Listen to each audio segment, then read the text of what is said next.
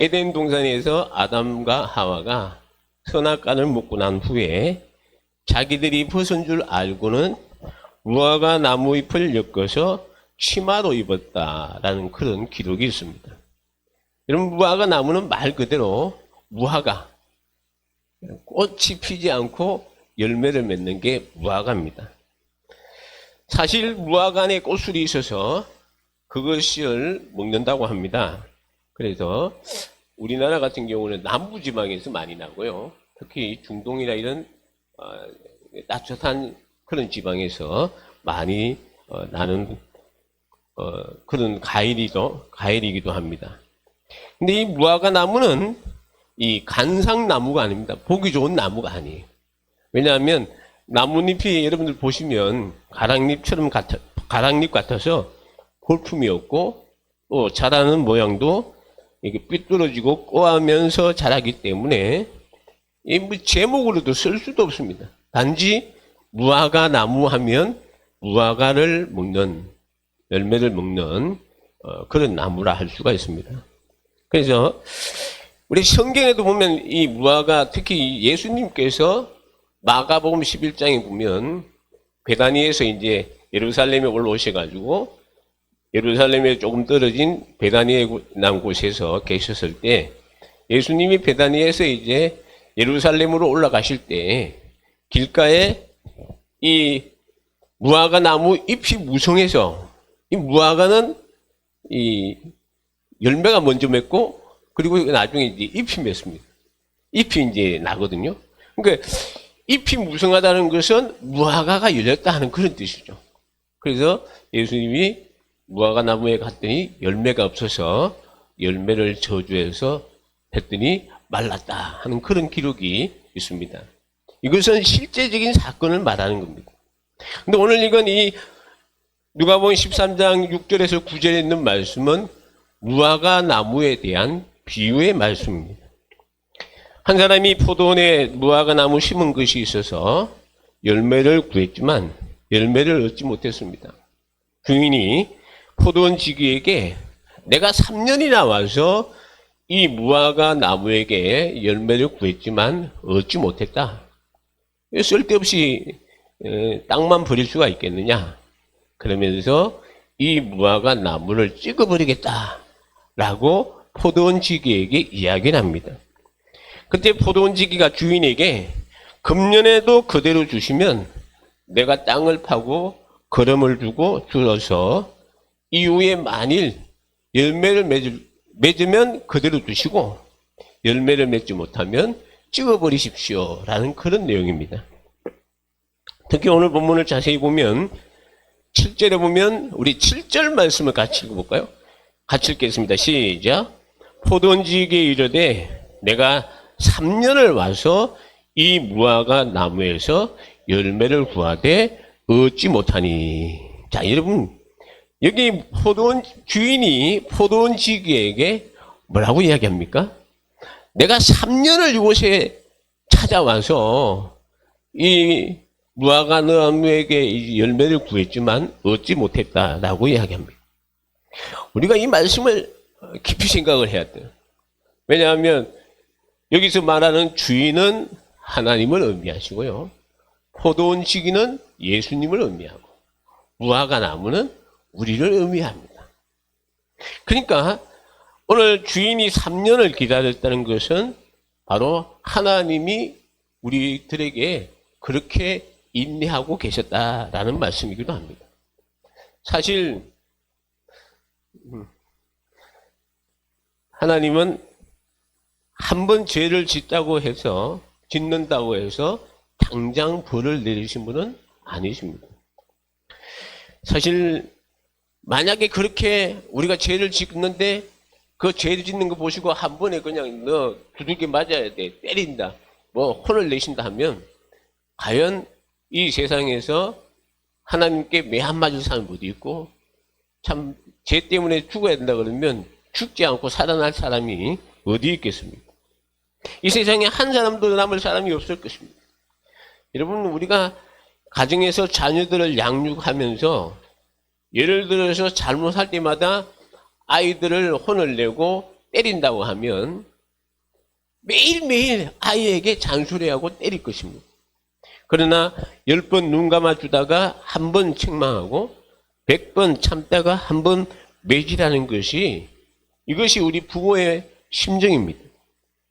하나님도 이와 같이 오래 참으신다는 것입니다. 그래서 하나님의 이 오래 참으시는 것을 소홀히 여기는 사람이 많습니다. 내가 이렇게 생활해도 봐주시겠지. 그러면서 함부로 생활하고 함부로 우리가 곁길로 나갈 때가 많이 있다 이 얘기죠. 그런데 하나님은 침묵하시는 것이 아니라 인내하고 계시다는 것을 아셔야 됩니다. 오늘 본문에 이 주인이 3년 동안 내가 기다렸다고 하는 것은, 이것은 팔짱을 끼고 앉아서 기다렸다 하는 것을 의미하는 게 아닙니다. 여러분, 농부가 가을을 어떻게 기다립니까?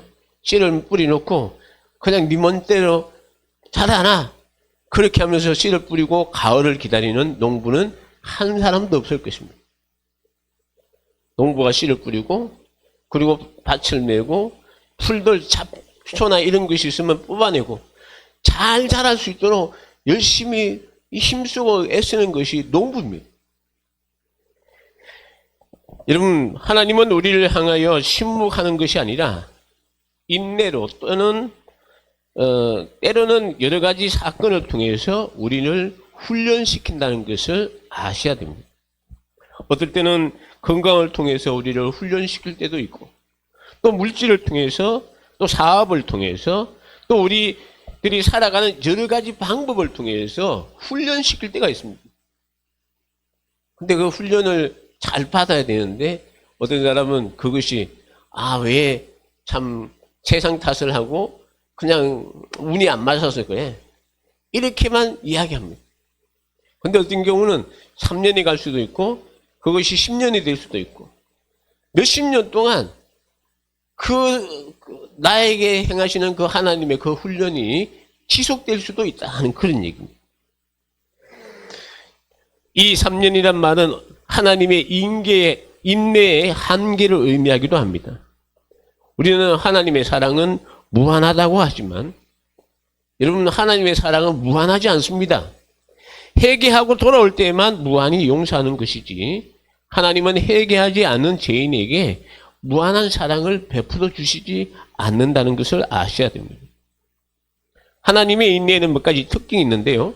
그것은 죄인에 대하여는 참아주시지만 교만한 자에게 되는 하나님께서 참아주지 용서하지 않습니다.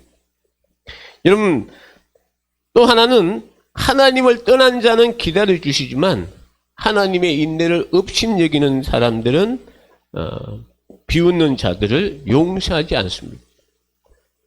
또 하나는요, 우상을 섬기는 것은 하나님께서 용서해 주십니다. 왜 그럴까요? 모르니까. 하나님에 대해서 모르니까. 세상 사람들은 하나님에 대해서 모르니까 우상을 섬기고 그렇게 합니다. 그렇지만 그들은 돌아올 수 있는 기회가 있는 거예요. 근데 예수 믿는 사람이라고 하면서 하나님께 영광을 돌려야 될 것을 돌리지 아니하고 자기에게 돌리는 사람, 하나님께서 그 사람은 결코 용서하지 않으신다는 것입니다. 여러분, 그렇기 때문에 이것이 바로 하나님의 인내의 한계이라는 것이죠. 예수님의 십자가는 하나님의 사랑과 인내의 상징이며 또한 사랑과 인내의 한계에 대한 계시이기도 합니다. 다시 말하면 하나님께서 우리를 예수 그리스도의 십자가 안에서 용서해 주셨고, 십자가 안에서 인내하시고, 십자가 안에서 우리를 구속하시며 우리를 이끌어 가신다는 것입니다. 여러분, 오늘 본문에 있는 말씀은 3년을 두고 투자하고 수고했지만 열매를 없기 때문에 땅만 버리지 말고 찍어버리겠다 하는 그런 아주 무서운 말이죠. 사실 3년 동안 주인을 애타게 시켰으니까 이 무화과 나무는 찍어버려도 할 말이 없습니다. 근데 중요한 것은 주인은 야, 이거 쓸모없는 것이야, 치워버려, 이렇게 하지만 포도원 시기는 다르더라 그 얘기. 여러분 여기서 포도원지기 되시는 우리 예수님의 중보적인 사역을 알 수가 있습니다. 거기서 포도원지기는 주인에게 1년만 더 참아주시기를 간구하며 자기가 1년간 더 수고하고 노력할 것을 약속합니다. 우리 한 8절 말씀을 같이 한번 볼까요? 8절입니다. 시작. 대답하여 이르되 주인이여 금년에도 그대로 두소서. 내가 두루 파고 거름을 주리니. 당연히 지켜버려야 할 열매 없는 이 무화과 나무는 포도원 지기의 간구로 인하여 위기를 면하게 되었다는 것입니다. 여러분 오늘 우리가 아직 살아서 하나님 앞에 서 있을 수 있는 것은 우리의 중보자 되시는 예수님의 기도가 있기 때문에 그렇습니다. 사실 우리가 날마다 여러분들 하루의 삶을 돌아볼 때 얼마나 참 하나님 말씀대로 주님의 뜻대로 살아간다고 했지만 살지 못한 거 얼마나 많습니까? 근데 그러한 것들이 어떻게 해서 우리 주님이 용서해 주시느냐? 하나님 우편에서 저와 여러분을 위해서 기도해 주시는 주님의 중보 기도가 있기 때문에 용서를 받을 수가 있다는 것입니다. 로마서 8장 34절에 보면 누가 정죄하리요? 죽으실 뿐 아니라 다시 살아나신 이는 그리스도 예수이시니. 우리 그는부터 같이 읽어볼까요? 시작. 그는 하나님 우편에 계신 자요 우리를 위하여 간구하시는 자신이라. 여러분 나를 위하여 희생하시고 대신 기도해 주시는 주님이 계시므로 그 위에 내가 서 있음을 잊어서는 우리는 안 될 것입니다. 그리고 중보자 대신 이 예수님의 간구는 믿음의 간구였다는 것을 알 수가 있습니다. 여러분 예수님은요 이 무화과 나무가 열매 맺지 못하는 것은 본래부터 열매 맺지 못하는 나무가 아니라 무엇인가 조금 잘못되어 오늘은 열매가 없지만은 다음에는 분명히 열매를 맺을 것입니다. 그런 뜻이에요. 여러분 이것이 바로 중보자 되신 주님의 믿음이라는 것입니다. 지금은 열매 없지만 그러나 이 무화과 나무를 통해서 분명히 열매를 맺을 것입니다. 주인님 그거 분명합니다 하는 그런 예수님의 그 믿음이라는 것입니다. 여러분 우리가 예루살렘의 베데스다 연못가에 38년 된 한자가 있었습니다. 베데스다 연못이라는 곳은 그곳에서 이제 강을천이기 때문에 그 물이 뽀글뽀글 올라올 때가 있어요. 근데 그 물은 천사가 이제 내려오는 것이라 이렇게 전에 내려온 전설에 있기 때문에 누구든지 그것을 보는 사람이 첫 번째 그 물에 들어가는 사람이 낫는다 하는 그런 그 당시에 전설이 있었습니다. 그래서 사람들이 막 인산인해가 있었어요. 왜? 언제 그게 물이 뽀글뽀글 일어났냐? 근데 38년 된 이 한자는 도저히 자기 힘으로 갈 수가 없어요. 그곳에 와서 그거 바라보기만 한 겁니다. 근데 예수님이 그 사람에게 하는 말이 네가 이 병이 낫겠느냐 하고 예수님이 그 사람에게 물어봐요. 그때 그 사람은 하는 말이 내가 이 자리에 왜 왔겠습니까?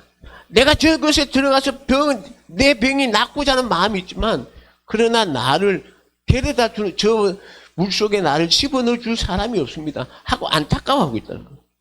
다시 말하면 38년 된 그 환자에게도 살고자 하는 그 병이 낫고자 하는 그런 마음이 있었기 때문에 주님의 말에 대해서 주님이 그 사람을 도와주었다 할 수 있다는 거죠. 마지막까지 소망을 잃지 않는다는 것은 매우 중요한 겁니다. 우리가 쓰는 영어 단어 가운데 always라는 단어가 always, 항상, always, 항상이라는 말이 있죠. 근데 이 항상이란 말을 특히 이제 가정에서 생활할 때는 잘 안 쓰는 게 좋다고 합니다. 예를 들어서 남편이 좀 늦게 들어왔어요. 근데 부인이 남편 보고 왜 당신은 항상 늦어? 그러면 남편은 부인한테 뭐랄까요? 왜 당신은 나한테 항상 화를 내? 그런다는 겁니다. 그러면 접촉점이 없고 노상 싸워요. 근데 영어 성경 보면 something wrong이라는 단어가 있어요. something wrong. 때로는 잠깐 잘못될 수가 있다 하는 그런 얘기. 그러니까 이게 뭐냐면 뭔가 조금 잘못되어서 이런 현상이 된 것 같은 어쩌다 한번 실수가 있다. 그러면 넘어가 주는 거예요. 알면서도 넘어가 주는 거예요. 여러분, 우리 자녀들이 실수할 때 보면 다른 사람은 쉽게 비난합니다. 그러나 그 부모는 극구 분명합니다. 이 아이가 본래 그런 것이 아니라 친구를 잘못 만나서 그렇게 된 것이라고. 아주 막 자기 아들이 잘못돼서 그런 게 아니고 친구 잘못하기 위해서 그래. 그렇게 이야기합니다. 여러분, 이것이 사랑입니다. 참사랑은 언제든지 허다한 허물을 가리어준다는 것이죠. 엄청난 사고라도 실수로 보아 정지하지 않습니다. 하나님이 우리 하나님의 백성들을 바라볼 때 그렇지 않나요? 여러분, 아브라함이 얼마나 우리가 믿음의 조상이라고 합니까? 근데 아브라함도 실수가 많았어요. 근데 하나님께서 아브라함이 범한 그 실수 한 번도 아브라함 책망하지 아니하고 오히려 그 다른 사람을 책망하고 하는 그런 모습을 볼 수가 있습니다. 여러분, 우리 것이 중보자 주님의 사랑이며 믿음이라는 것입니다. 또 하나는 포도원 지기는 열매 없는 이유로 인한 심판을 함께 나누겠다고 이야기합니다. 여러분, 오늘 본문을 자세히 보시면 주인은 포도나무에 열매가 없는 이유를 포도원 지기에게 묻지를 않습니다. 여러분, 한번 보세요. 포도원 지기 네가 열심히 거름도 안 주고 열심히 이 땅을 안 갈았기 때문에 네 탓이야 라는 것이 없어요. 3년 동안 아주 이 주인이 봤을 때는 포도원 지기는 3년 동안 거름도 잘 주고 김도 메고 수고할 만큼 잘했다고 생각해서 포도원 지기에는 단 한마디도 이야기를 하지 않습니다. 문제는 나무에게 있다고 보아서 나무를 찍어버리겠다는 것입니다. 그러나 포도원 지기는 그 책임을 나무에게만 돌리지 않고 책임을 나누어 지겠다라고 말하고 있습니다. 우리가 출애굽을 하고 난 후에 모세가 이제 이스라엘 백성들을 신강야라는 곳에 이끌어가서 그곳에서 하나님과 언약을 맺습니다. 하나님께서 모세에게 이 백성들이 하나님의 법도와 계명을 지키면 너희가 내 백성이 되고 너희가 제사장의 나라가 될 것이다 하는 그런 약속을 했습니다. 그래서 이스라엘 백성들이 그렇게 살아가겠다고 약속하니까 그러면 이들이 살아가야 할 방법에 대해서 살아가야 될 법에 대해서 하나님께서 모세를 시내산에 불러서 이 40일 동안 하나님께서 십계명에 있는 말씀을 주십니다. 근데 이 산 밑에 있는 이스라엘 백성들이 모세가 내려오지 않자 아론을 꼬셔가지고 아론에게 우리를 인도할 신을 만들어라 그랬더니 아론이 그러면 너희들이 가지고 있는 금덩어리를 가져와라. 그것을 가지고 이 금송아지를 만들었습니다. 그리고는 이것이 우리를 인도할 하나님이시다 라고 하면서 우상숭배를 막 해요. 근데 하나님이 그것을 보시고 모세에게 이런 말을 합니다. 야, 모세야, 내가 저들을 다 이 땅에서 내가 멸해버리고 저 백성을 멸해버리고 내가 너를 통해서 큰 민족을 이루겠다라는 말씀을 해요. 출애굽기에 보면.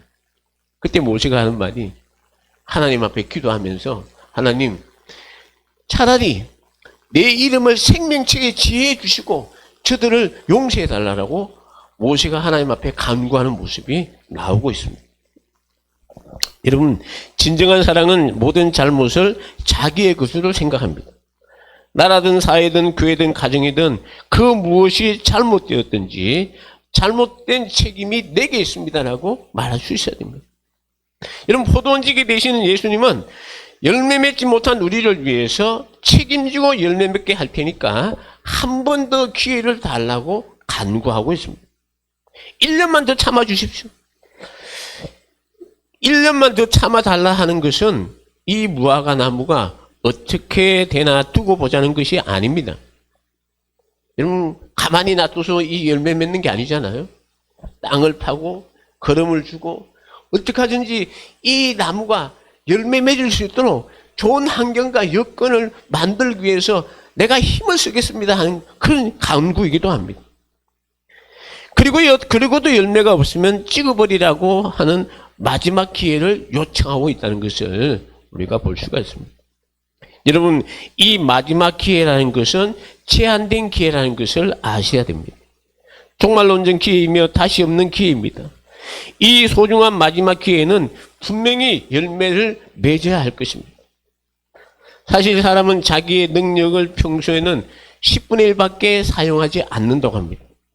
그러나 급할 때는 그 능력을 다 발휘할 수 있게 되는데요.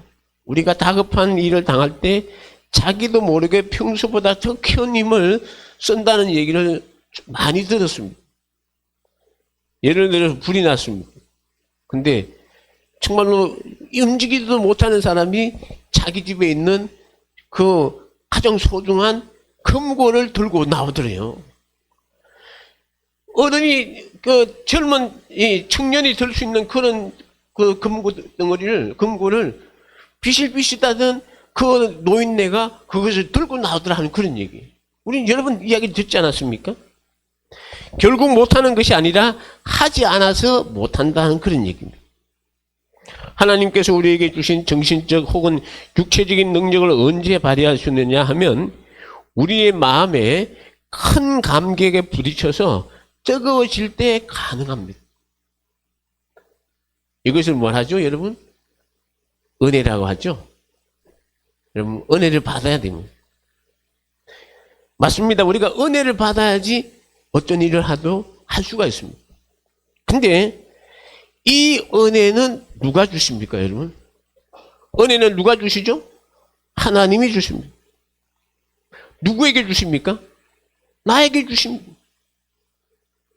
은혜는 하나님이 나에게 주시는 거예요. 그러면 은혜를 언제 받아야 됩니까? 언제 받으셔야 됩니까? 한 1년 후에 받아야 됩니까? 아닙니다. 은혜는 따라합시다. 지금 받자. 시작. 지금 받자. 은혜는 언제 받는다? 지금 받아야 됩니다. 사도 바울도 고린도 교회에 편지하기를 고린도후서 6장 1절에서 2절에 보면 우리가 하나님과 함께 일하는 자로서 너희를 권하노니 하나님의 은혜를 헛되이 받지 말라. 이르시되 내가 은혜 베풀 때 너에게 듣고 구원의 날에 너를 도왔다 하시으니 우리 같이 읽을까요? 시작. 보라 지금은 은혜 받을 만한 때요 보라 지금은 구원의 날이로다. 할렐루야. 언제 우리가 은혜를 받아야 된다고요? 지금 받아야 됩니다. 그러면 어떻게 해야지 우리가 은혜를 받을 수가 있을까요? 먼저 내 자아를 내려놓아야 됩니다. 나를 내려놔야 돼요.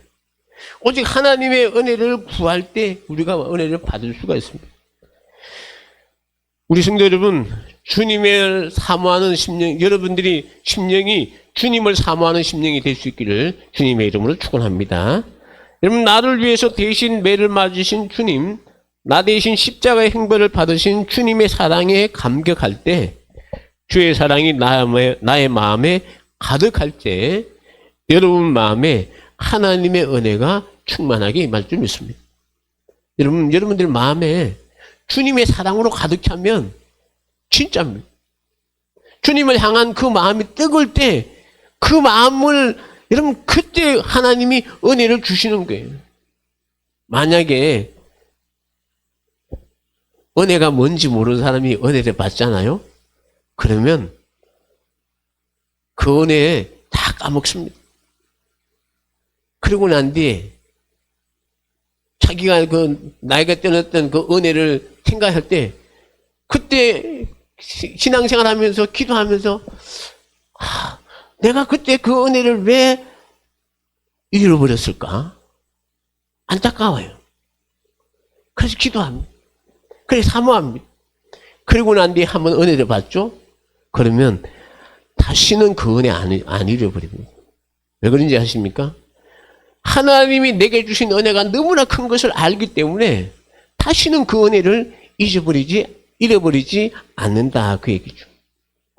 여러분, 오늘 포도원지기 되시는 예수님은 오늘 우리들에게 마지막 기회, 종말 온진 기회를 주었습니다. 우리는 이제 마지막 시대에 살고 있습니다. 주님 오실 날이 얼마 남지 않는 시대를 살고 있습니다. 이제 주님이 이 세상에서 주님을 위해 힘쓰고 애쓰고 수고하며 충성한 성도들을 데리러 오실 것입니다. 분명히 오십니다.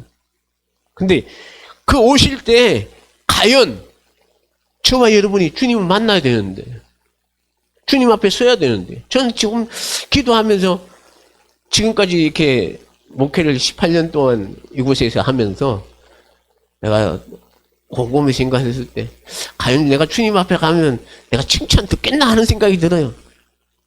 왜냐하면 바르게 전했나.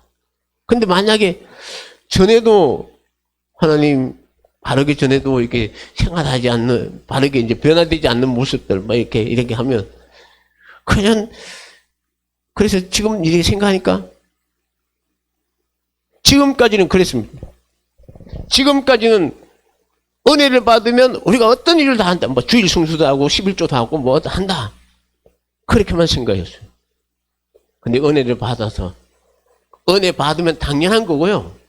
우리 성도들은 마땅히 해야 될 하나님이 우리에게 주신 의무가 있습니다. 그건 우리가 당연히 지켜야 되는 거예요. 그래서 제가 곰곰이 이제 2023년을 마무리하고 2024년도는 과연 어떻게 할 것인가 하고 기도하면서 생각한 것이, 그래, 하나님의 말씀을 그대로만 전하자.